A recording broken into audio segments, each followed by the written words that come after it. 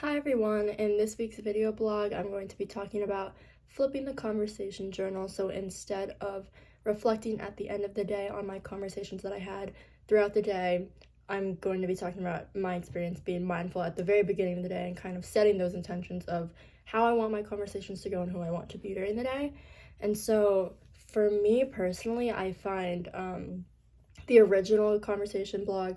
very much easy and natural for me, just because reflecting at the end of the day and like a journal is something that I am trying to adapt into my daily schedule. So I do have like my own personal journal, and I do like to wind down at the end of the day by reflecting on my day earlier.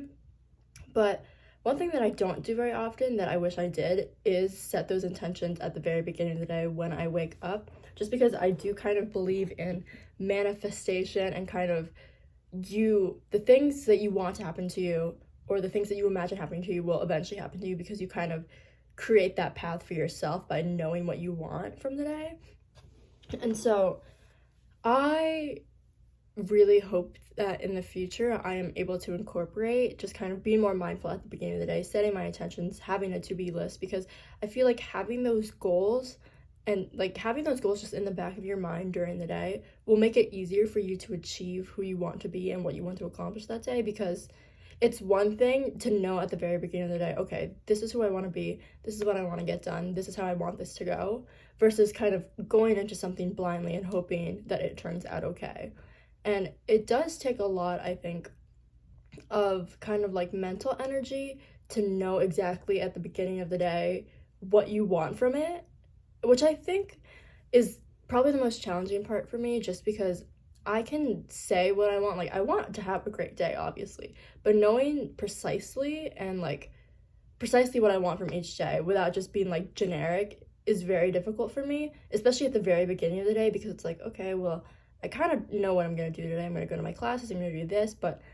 I don't have like my day necessarily planned out in the conversations and interactions I'm going to have. So just kind of being mindful of the future is like something that I personally need to work on, but like also something that I need to consider at the beginning of my day. And even like,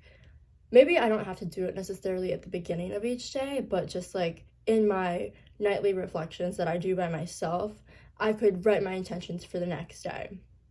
which I think would be powerful, because then I could probably go to sleep with a little more peace or whatever.